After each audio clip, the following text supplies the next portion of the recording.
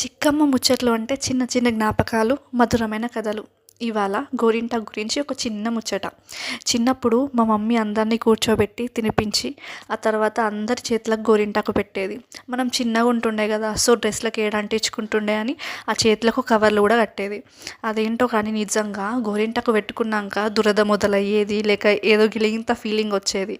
ఇక రాత్రంతా అలా జాగ్రత్తగా పెట్టుకొని పడుకుంటుండే. మధ్య మధ్యలో లేచి చూసుకుంటుండే రెడ్గా పడిందా లేదా అనేసి.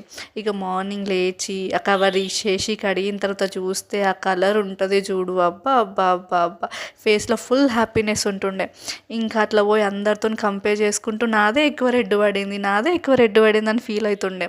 అప్పుడప్పుడు మా మమ్మీ చెప్తుండే ఇట్లా గోరింటాకు పెట్టుకొని రెడ్గా ఎవరికైతే పడుతుందో వాళ్ళకు మంచి హస్బెండ్ వస్తాడనేసి. అది నిజమో కాదో తెలియదు కానీ ఆ మాట వినగానే ఇంకో లెవెల్ హ్యాపీనెస్ ఉంటుండే. ఆ చిన్న చిన్న సంతోషాలు, ఆ డేస్ నిజంగా వేరే లెవెల్.